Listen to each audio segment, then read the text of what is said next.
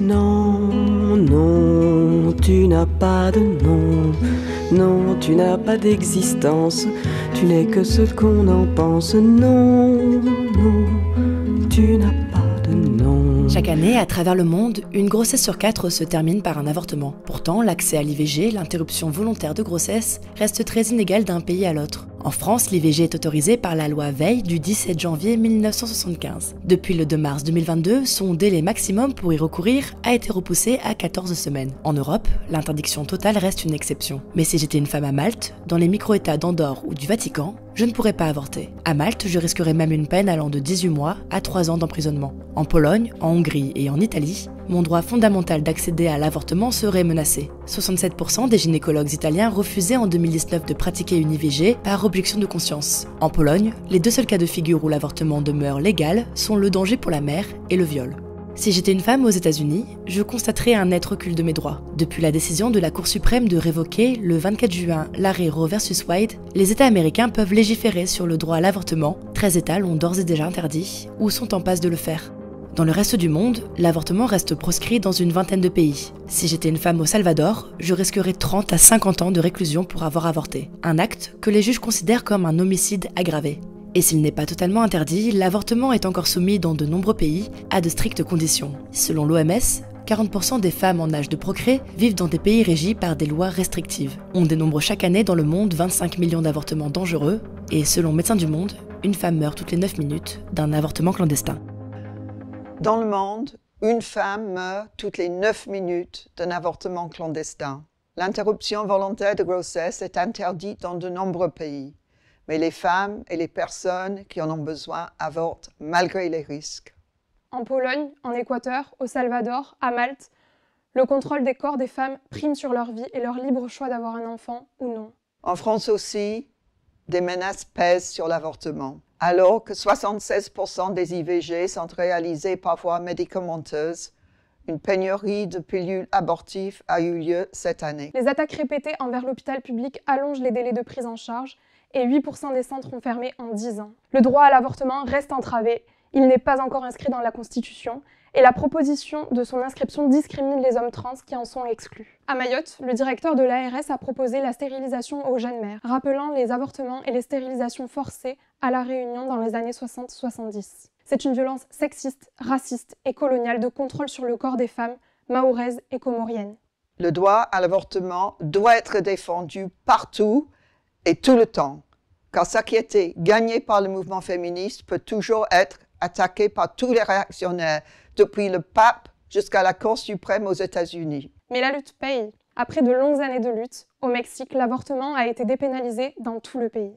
Comme partout, ce droit a été arraché par le mouvement féministe lui-même. Contre tous les réactionnaires et face à la montée de l'extrême droite qui menace la vie et les droits des femmes et des minorités de genre, nous revendiquons un avortement libre, gratuit et sécurisé. Pour garantir à toutes et tous l'accès à l'IVG, il faut notamment allonger les délais légaux de recours à l'IVG, des moyens humains et matériels pour garantir l'accès, rouvrir les centres et les lits d'hôpitaux IVG fermés, rouvrir des centres de planification familiale, la gratuité et la disponibilité des méthodes de contraception pour toutes et tous aussi longtemps que nécessaire. Et enfin, soutenir dans le monde toutes les femmes qui se battent pour obtenir le droit à disposer de leur corps.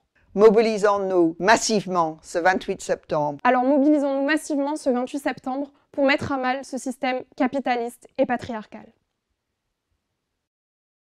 Non, non, tu n'as pas de nom. Non, tu n'as pas d'existence. Tu n'es que ce qu'on en pense. Non, non, tu n'as pas de nom.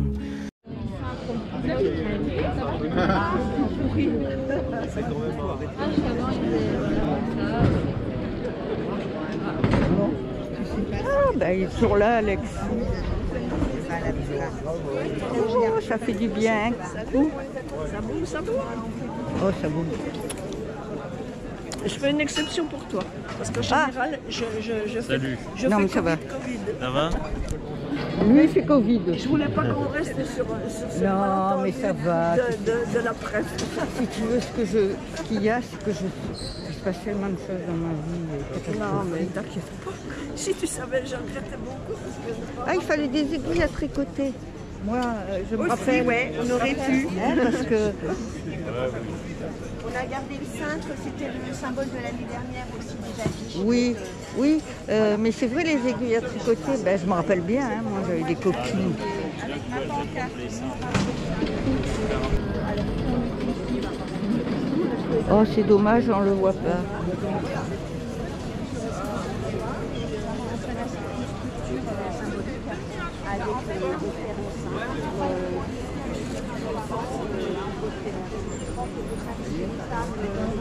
À travers le monde.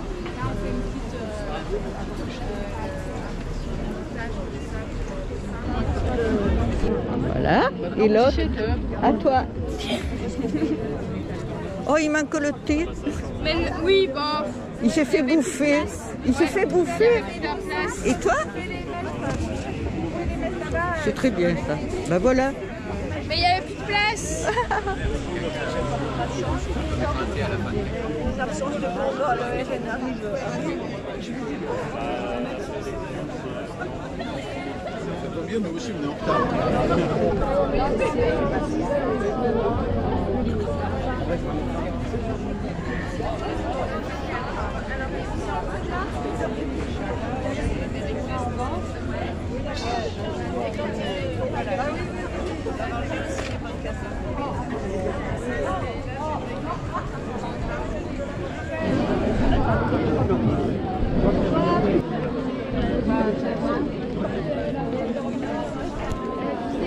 Je prends la parole pour la FSU, mais aussi pour la CGT Éducation, l'UNSA Éducation, la SGEN CFDT et Sud Éducation. Tout ça?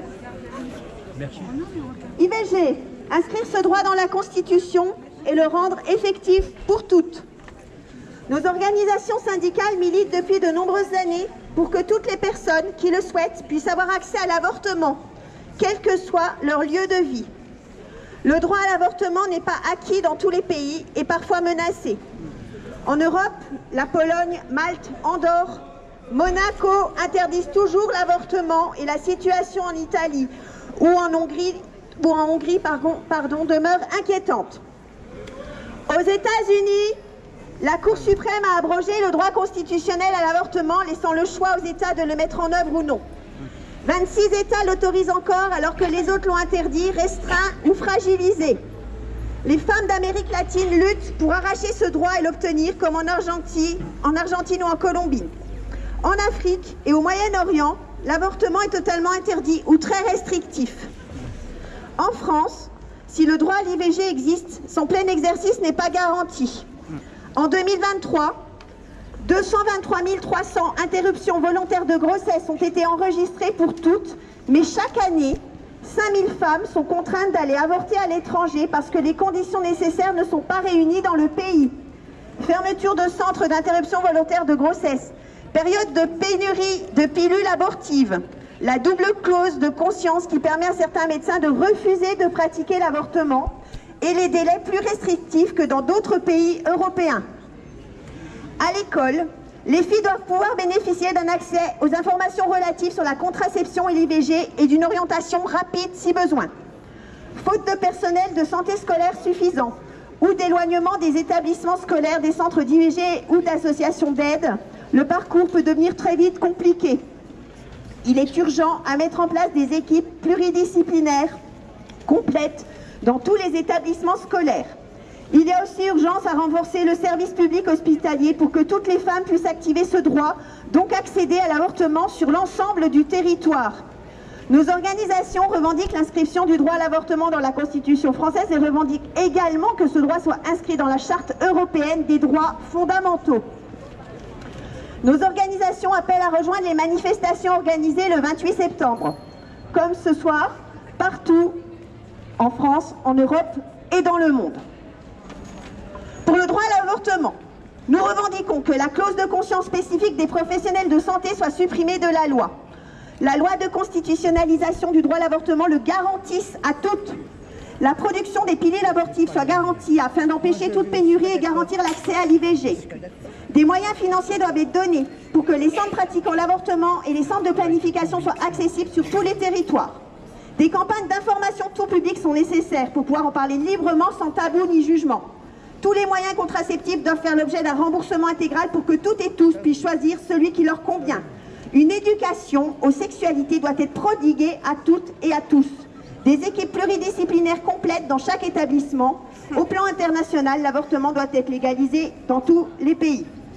Nos organisations s'opposent à toute menace qui vise à remettre en question le droit à l'avortement comme tout autre droit des personnes, femmes, hommes, minorités de genre. Elles dénoncent les dangers des extrêmes droites et des conservateurs quant aux menaces qu'ils représentent pour ces droits. C'est surtout ça. Elle a bien lu.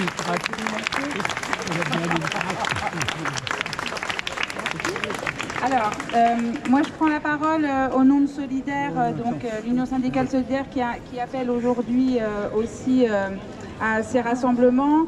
Mais ce que je vais vous lire en fait c'est le tract du collectif Avortement en Europe, les femmes décident.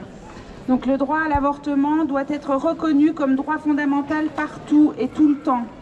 Aux États-Unis, la Cour suprême a osé en juin dernier remettre en cause le droit à l'avortement qui dépendra désormais des différents États. À ce jour, déjà 18 États interdisent l'avortement ou sont en passe de le faire, 4 réduisent son accès. Les femmes venant de l'Ukraine en guerre, réfugiées en Pologne, se voient refuser un droit auquel elles avaient pourtant accès dans leur pays. Les femmes d'Amérique latine, de l'Équateur au Pérou, en passant par le Salvador et le Brésil, luttent sans relâche pour arracher ce droit durement réprimé. Les Argentines et les Colombiennes l'ont obtenu de haute lutte. Les femmes d'Afrique et du Moyen-Orient, en majorité, vivent dans des pays où l'avortement est totalement interdit ou très restrictif. En Europe même, ce droit est souvent dénié aux femmes de Pologne, Malte, Andorre, Monaco. Il est considérablement entravé en Espagne et en Italie par le nombre important de médecins qui se réfugient derrière leur clause de conscience pour exercer un refus de soins alors que l'avortement est un droit. Oui, l'avortement est un droit qui est toujours attaqué. En France, l'accès à l'avortement est empêché par la fermeture de maternités de proximité et donc de centres d'IVG, les diminutions de budget allouées aux associations féministes, la double clause de conscience qui perdure, et les délais qui sont plus restrictifs que dans d'autres pays européens et obligent encore des femmes à avorter à l'étranger. Une loi de février 2022 a entériné le fait que les sages-femmes puissent pratiquer des IVG instrumentales, mais les décrets d'application ne seront toujours pas publiés. En France, en Europe et dans le monde, des forces politiques réactionnaires de droite, d'extrême droite, intégristes religieuses s'acharnent à empêcher les femmes d'avorter. Elles visent à faire perdurer le contrôle patriarcal sur le corps des femmes. Il est grand temps de garantir le droit à l'avortement en l'inscrivant dans la Constitution française et dans la Charte européenne des droits fondamentaux. Des femmes et des filles meurent toujours dans le monde car elles ne peuvent pas avorter en sécurité. D'autres sont emprisonnées durant de nombreuses années. Ceci constitue une violation des droits humains que nous continuerons à combattre au niveau international. L'avortement est un droit fondamental dont chaque femme doit pouvoir bénéficier. Exigeons des engagements fermes, des ressources humaines et financières dédiées pour que partout dans le monde, les femmes puissent avorter librement, sans frais et en toute sécurité. Les droits des femmes à disposer de leur corps, le droit à la santé, les droits sexuels et reproductifs sont des droits fondamentaux. Ils concourent à la réalisation pleine et entière de tous les autres droits et à l'émancipation de toutes et tous. Donc, toutes et tous dans la rue ce jour pour la Journée internationale pour le droit à l'avortement.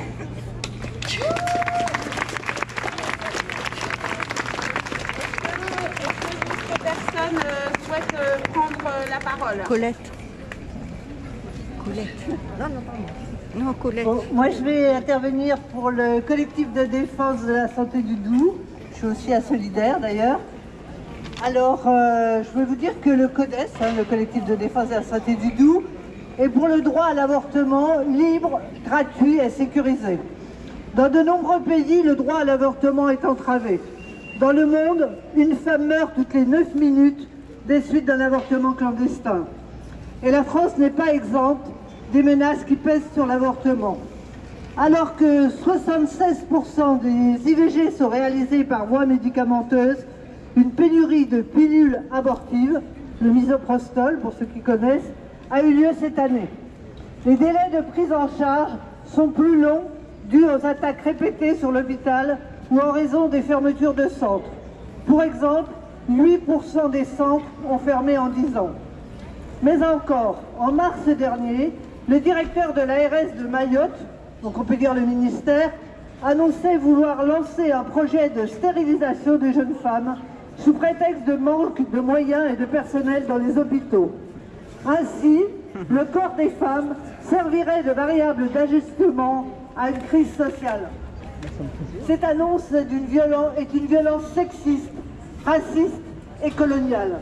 Le droit à l'avortement doit être défendu partout et tout le temps, avec une inscription, mais ça a déjà été dit, protectrice du droit à l'avortement dans la Constitution et dans la Charte européenne, avec la parution des décrets d'application de la loi Gaillot, permettant aux sages-femmes de pratiquer des IVG, avec des choix politiques qui augmentent considérablement les budgets. La montée de l'extrême droite doit nous inquiéter, nous mobiliser, car il s'agit bien aussi de la vie des femmes et des minorités de genre qui est en jeu. Très bien, Colette.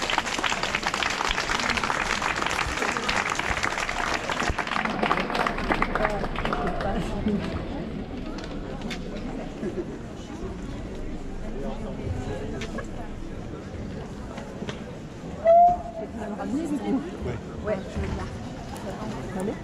Hein, très bien, très bien. Très bien, puis c'est bien de dire que c'est partie de la santé des femmes. C'est-à-dire qu'autrement, elle va avec des gériatriques aussi. Ah, un monsieur, c'est bien. Bonjour. Alors, on me dit qu'un monsieur, c'est bien. Je pense que de visu, vous aussi, vous devinez un monsieur. Mais vous ne devinez pas un monsieur qui a un utérus et qui a la capacité de concevoir un enfant. Donc, je suis un homme trans. Et évidemment, moi aussi, je considère avoir le droit d'avorter, le besoin d'avorter si j'en ai l'envie, le besoin, comme beaucoup d'autres personnes trans, comme les personnes transféminines ont le droit d'avoir accès à la PMA, comme énormément d'autres personnes trans ont le droit d'avoir accès à la parentalité en général. Et c'est quelque chose qu'on lui refuse aujourd'hui. Alors je nie pas du tout l'importance du discours autour de la parentalité des femmes cisgenres, absolument pas. C'est un problème dont il faut qu'on discute. Cette négation du droit juste à exister, à disposer de son corps comme on entend. Et c'est quelque chose aussi qui est important quand on discute des personnes trans, quand on discute en général des personnes qui ont droit à la parentalité. Et voilà, c'est une micro-parenthèse, quelque chose de très peu important dans ce qu'on discute à l'instant T. Mais je pense que c'était nécessaire qu'on aborde, que les personnes transgenres, aujourd'hui, peu importe leur genre, peu importe leur sexe assigné à la naissance, peu importe leur orientation sexuelle, leur expression de genre, on a besoin et on a le droit d'exister comme on est, d'être parents comme on existe et comme on est, comme on se présente, sans avoir à justifier auprès de qui que ce soit.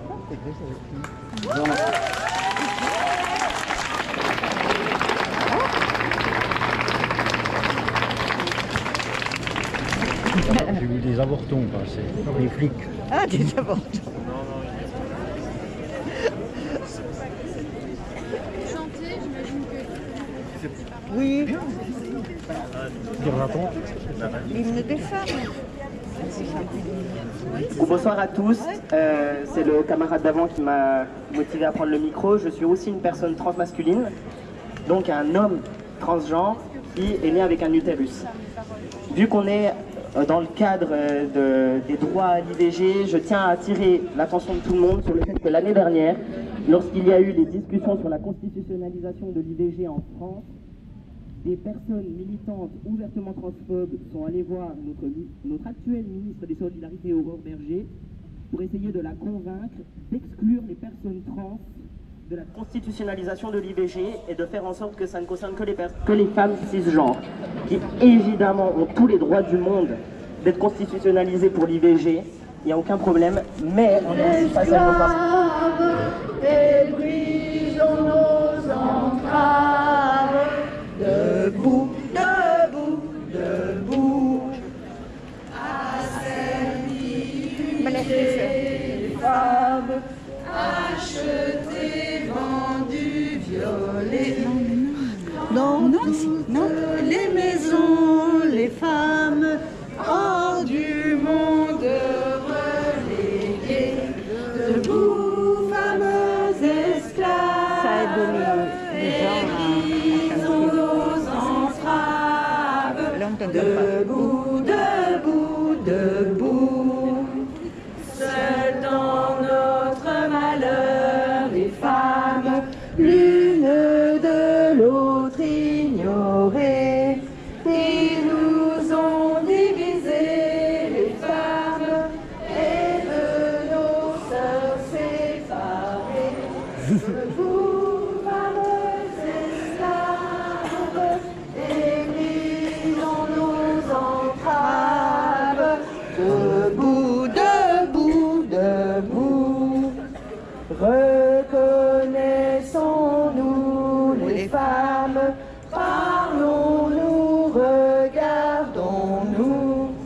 Ensemble on nous opprime les femmes, ensemble révoltons-nous.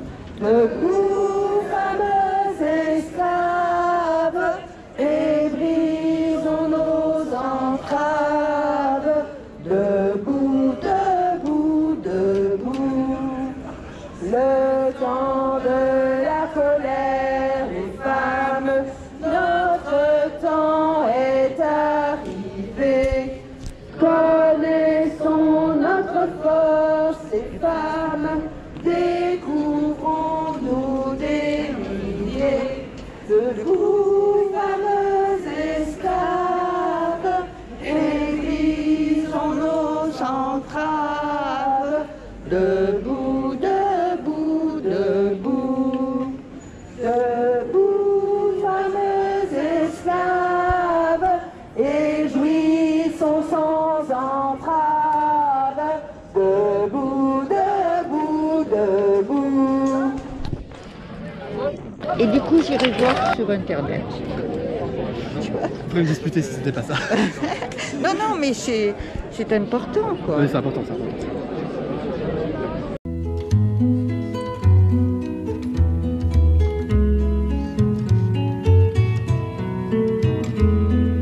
Non, non, tu n'as pas de nom. Non, tu n'as pas d'existence. Tu n'es que ce qu'on en pense. Non, non, tu n'as pas de nom. Oh non, tu n'es pas un être.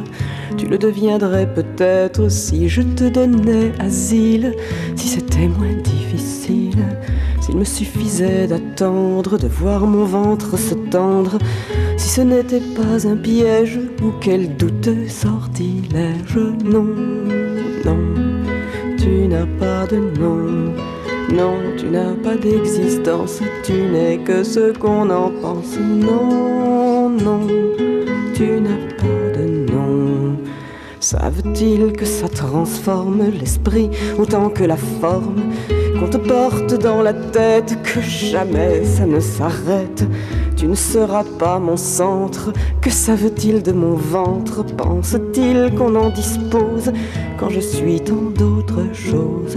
Non, non, tu n'as pas de nom.